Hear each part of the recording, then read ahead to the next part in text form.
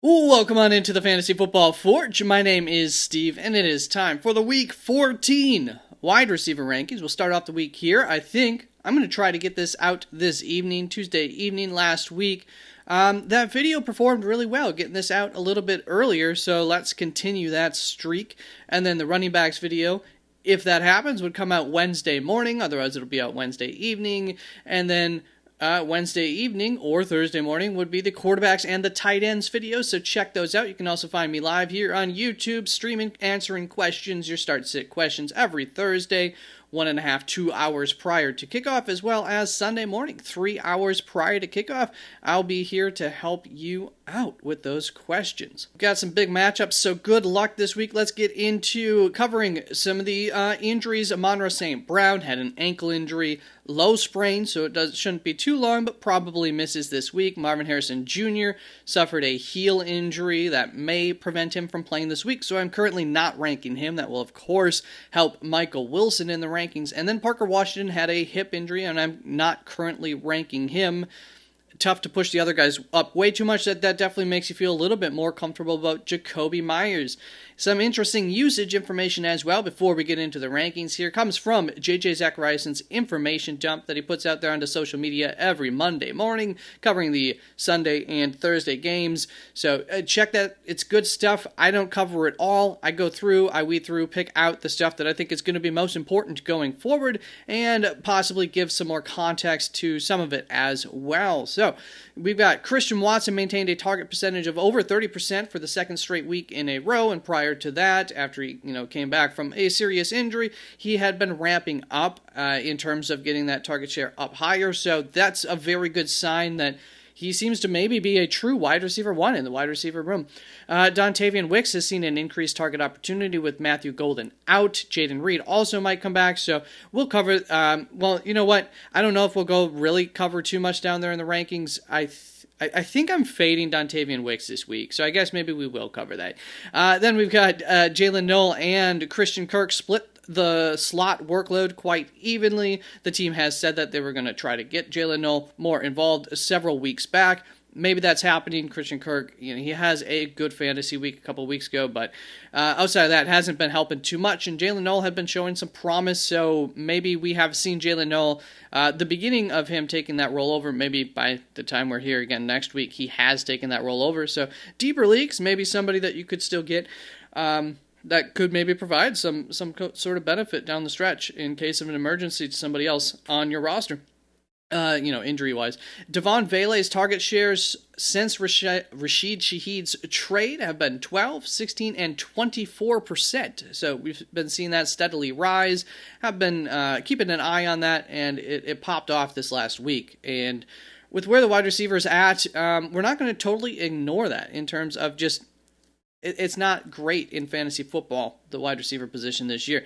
A.D. Mitchell's target shares over the past 3 games with the Jets have been 24, 26, and 39% than this last week. But regardless, that 24-plus percentage, that especially, once again, in this year's wide receiver, that's something to keep an eye on, or not even keep an eye on. That's something that you could attack at this point. Brian Thomas Jr. ran a route on 84% of pass plays coming back from an injury. That is nice to see. He pretty much just got thrown right back into his role. Didn't do much with it. Didn't get targeted the most. But also there might be a guy missing in Parker Washington there that could help those targets find their way back to Brian Thomas Jr. this next week. Michael Wilson had his highest target share in a game with Marvin Harrison Jr. being on the field. I think that did get boosted a little bit. Marvin Harrison Jr. left in the third quarter, so that helps Michael Wilson, get more targets from that point on in the game. And Marvin Harrison Jr. had been getting, from just viewing the game, had been getting targeted, fairly normally, and Michael Wilson had not been, but he wasn't totally ignored in the game, and it looks like Marvin Harrison Jr. might be missing this week, so that kind of might not matter anyways. But something to remember going forward. Gabe Davis ran the most routes for Buffalo last week out of all the wide receivers. They've added a new wide receiver into that wide receiver room in Brandon Cooks, and they're kind of reboarding Keon Coleman, building him back up into the lineup again. So I think that makes enough sense that he would be. Also, he's kind of that like field spreader, allows everybody else underneath to get more open by having him available or by having him out there, making the defense, respect him. So several reasons for that. I'm not going too crazy on playing Gabe Davis or anything, but I do think there are some reasons for that might not necessarily fully last or really help out too much in fantasy football. Of course, the 3-touchdown game for Gabe Davis will happen, but maybe not till the playoffs, right?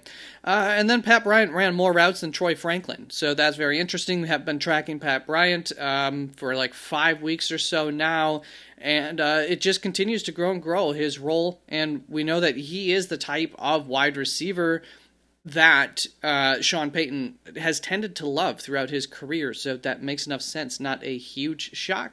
And I won't be surprised if that continues going forward. So we're kind of at a crossroads between Troy Franklin and Pat Bryant right now in terms of ranking them.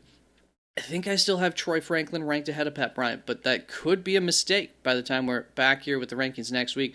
That's going to bring us on to this first tier. We're getting into the rankings now this week, my loves and my fades. Actually, before we do that, how did I do last week with my loves and my fades? I loved Khalil Shakir and Rome Odunze, so really poor start there for the loves. Yuck. Did not work out at all.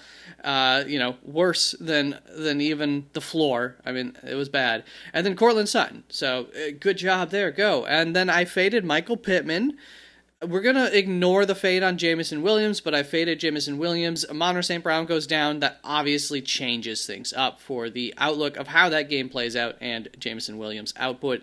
And then I also faded DJ Moore because he was getting pretty highly ranked after one big week, and I was just kind of trying to warn you not to get too high up on him. Don't play him crazy high over some other guys who've actually been doing things for you all season long, and that worked out fine too. So a little hit and miss there overall for the loves and fades, but if we ignore Jameson Williams, it ends up being 3-2, despite how ugly the Khalil Shakir and Rome Odunze loves were.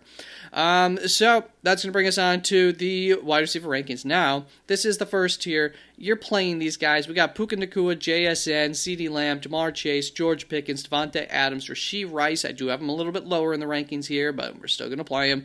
Jameson Williams, not ranking Amon-Ra St. Brown right now. What he does last week, the matchup against Dallas here, he's got to be a top 10 play this week. Hopefully it ends up working out like we would anticipate if Amon-Ra St. Brown misses this week. And then Nico Collins still going to make it into this tier as well. So yeah, all great plays here. Over on the furthest left-hand column is the average fantasy points per week with a twist of consistency. That twist causes us to go on a scale of 0 through 36. So this isn't actually their average fantasy points per week. This is a scale. The darker the green, the better across the board. The darker the red, the worst when it comes to the spread here. We're talking about game flow, but you still got to put up points before you can get into a position where you have a big lead. So we care a little bit more about this than we do about the spread, but we don't ignore, these are all data points that we include while forming the rankings. And this is the average targets per week column here, which obviously is the baseline for opportunities, and you can't score without getting that opportunity first. That's going to bring us on to this second tier. We're still in pretty good territory, but as you know, if you have any of these guys, there's no sure things at the wide receiver position already here. Once we get to wide receiver 10 with Jalen Waddle going against the New York Jets, they've been pretty good in a few weeks without their, unloading their star defensive lineman and their stud cornerback. Yet, so far in a couple of weeks, it hasn't been horrible, so, can't quite put Jalen Waddle up a tier ahead of here, especially after last week's performance. Then we've got A.J. Brown here, was good last week. Still no guarantees there. Emeka Egbuka, it's been rough going up against New Orleans here. There might be fewer opportunities. Chris Godwin's back and everything. So he falls down the rankings a little bit after some disappointing performances when he had everything to himself there. But hopefully things will start to turn up. Get a touchdown this week against New Orleans. Definitely not out of the question. Ladd McConkey manages to come through last week. Going up against Philadelphia, it feels shaky as it does. T. Higgins I do have ranked. He's could be coming back from a concussion. I think on Monday he was still in concussion protocol completely, so far from any kind of guarantee, but you obviously see the potential upside in a matchup going up against Buffalo, just in terms of overall scoring and passing upside for this game. So Joe Burrow back. T. Higgins has got to be on your radar to play if he's going to be available for that game. Courtland Sutton coming off of a good week. He's had a solid season. There was some rough times there. Going against Vegas, higher implied point total here. So hopefully once again we can get that touchdown.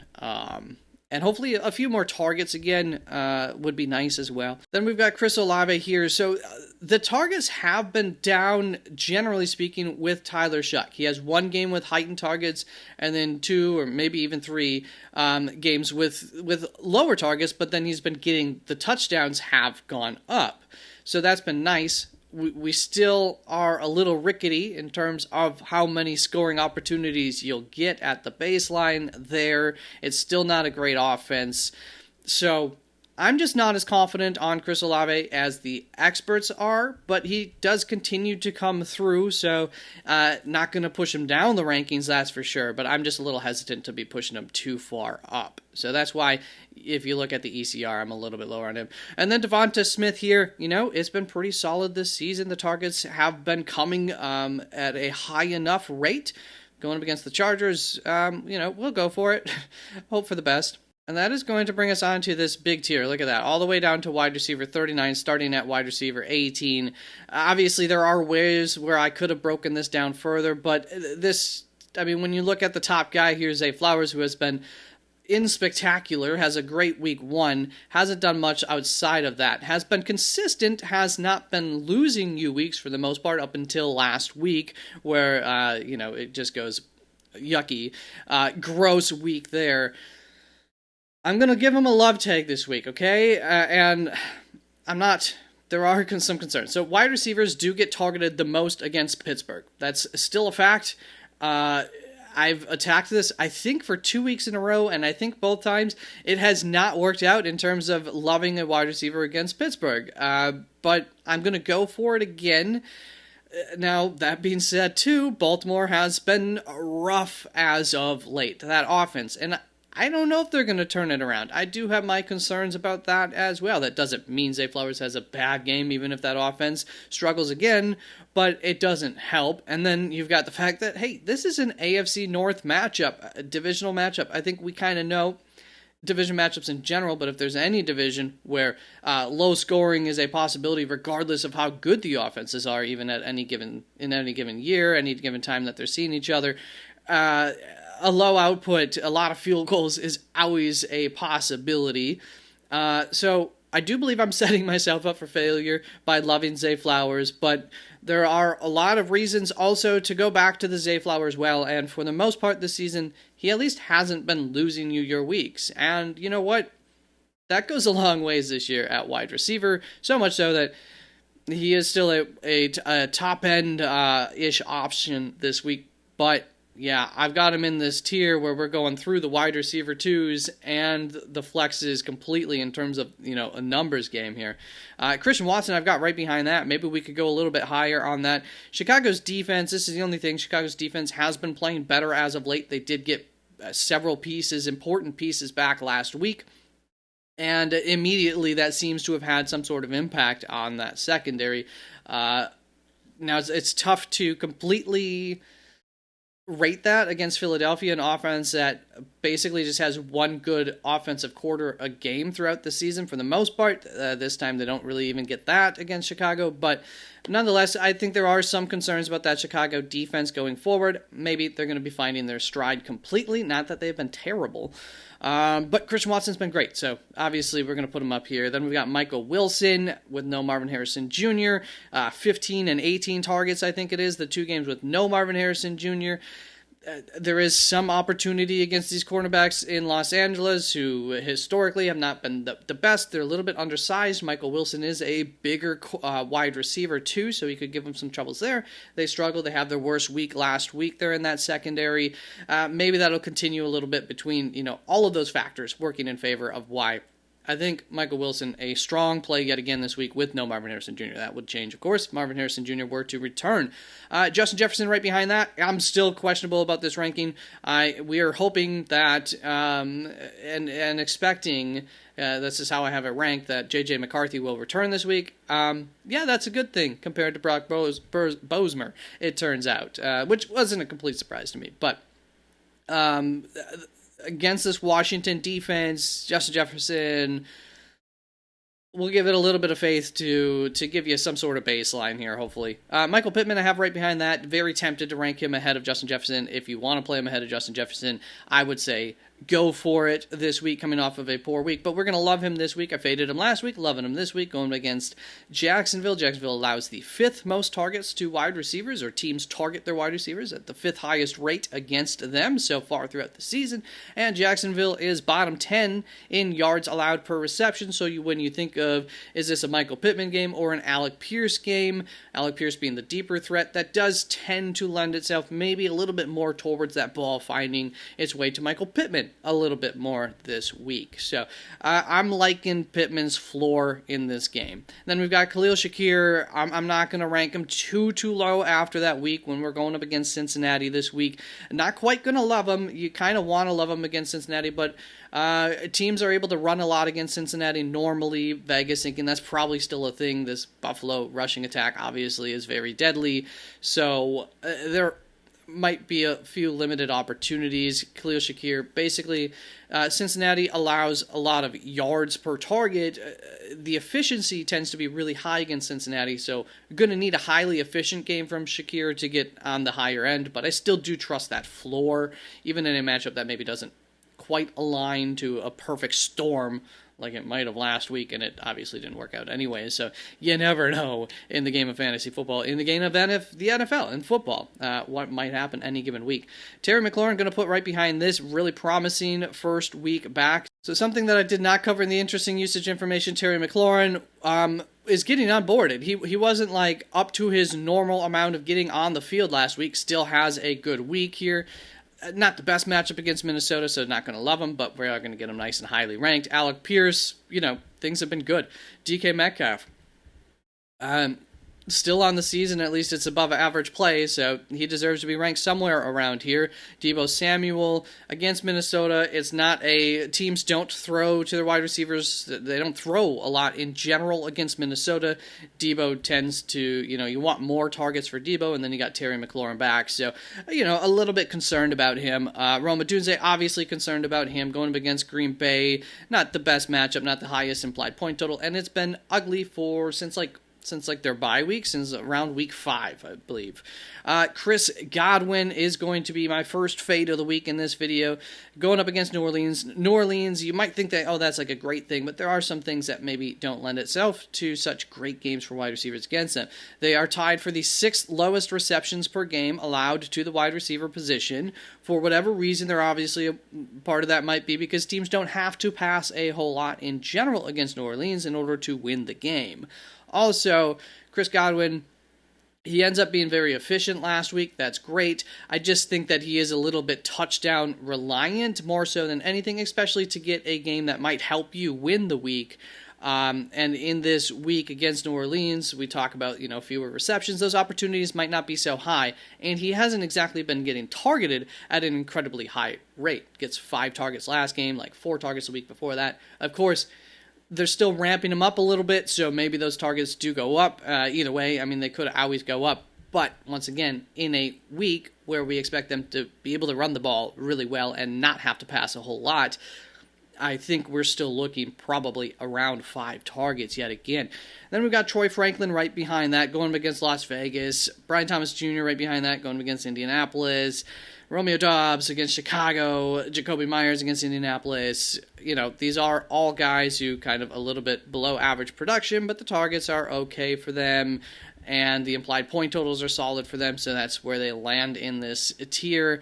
So when you look at it, could we have maybe made a cutoff for this tier right around here? Probably, but it's hard to say Zay Flowers is an excellent play compared to Chris Godwin, even though I'm loving Zay and fading Chris Godwin. Obviously, I'm going to play Zay over Chris Godwin, but it's hard to guarantee that Zay Flowers outscores Chris Godwin this week. Then we've got Jaden Higgins, Jordan Addison, Quentin Johnson, Keenan Allen, Adonai Mitchell, Xavier Worthy to finish this tier up. Jaden Higgins has been pretty consistently pretty solid as of late, but not a great matchup here against Kansas City. Jordan Addison going up against Washington. Jordan Addison is my final love of the week here. So it was Zay Flowers, Michael Pittman, and now Jordan Addison. Jordan Addison, young, fast, high ADOT.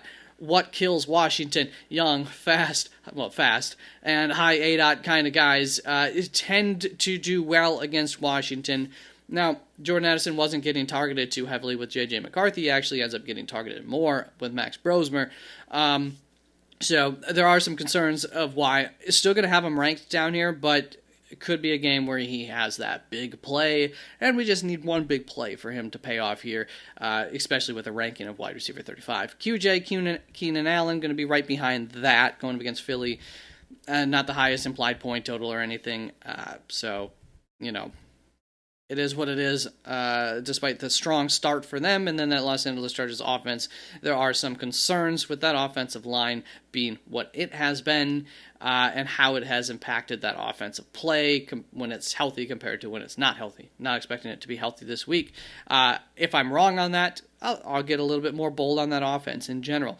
Adonai Mitchell is going to be my other fade this week. So Adonai Mitchell has been high volume, he's a high ADOT guy. They have gotten him involved in some stuff that's not necessarily high ADOT, but that is where he thrives. Going up against Miami this week. Miami tied for the 4th lowest receptions allowed to the wide receiver position and the 9th lowest yards allowed per reception. So the things that typically happen against Miami in terms of, low ADOT, low amount of targets to wide receivers are where Adonai Mitchell has helped to thrive and has helped to make him blow up last week. Obviously, it doesn't come through the prior weeks, but there was a reason why you could have suspected and gambled on him coming through last week. So this is not a matchup where the Jets are expected to get whomped. They are favored. They are, just barely underdogs in this matchup. So maybe they also don't have to throw as much this week as we were anticipating, at least going into other weeks. I still got him in this tier, so I still think he's playable, willing to take that gamble on him, but I do have some concerns about it paying off. And then Xavier Worthy to finish this tier off, going up against Houston. There's a little bit of an opportunity with his style play against Houston to get some targets yet again this week, but not liking him as much as I did the prior 2 weeks. That's going to bring us on to this next tier, another big tier here, starting off with Darnell Mooney at my wide receiver 40, followed by DJ Moore. So Luther Burden, I could see him end up being the guy to do something against Green Bay this week. Isaac Tesla with no Amon-Ra St. Brown, I would get kind of optimistic about him, mostly because of Dallas. He still only gets 2 targets last week. That injury does happen quite early on in that game, so I'm not going crazy gaga about it, but look at the implied point total and just the expectation that probably be more of a back and forth type of game, although I feel like I've said that about one game for the last 3 weeks, and all those games have not been big time back and forth games, or at least not to start out with. Trey Tucker going against Denver there, not too optimistic about that, of course. Pat Bryant and Devon Vele, 2 guys who have been surging a little bit as of late, and there are reasons that we could expect those surges to continue going forward, so I am going to attack those to some extent. Feel a little bit better about Pat Bryant this week than Devon Vele. Then we got Shimray Dike. John Mechie here going up against Miami, so for some of those same reasons that I don't love Adonai Mitchell as a wide receiver, I am a little bit lower on John Mechie. Again, this week I think he was really high in the rankings last week. I wasn't willing to quite get there.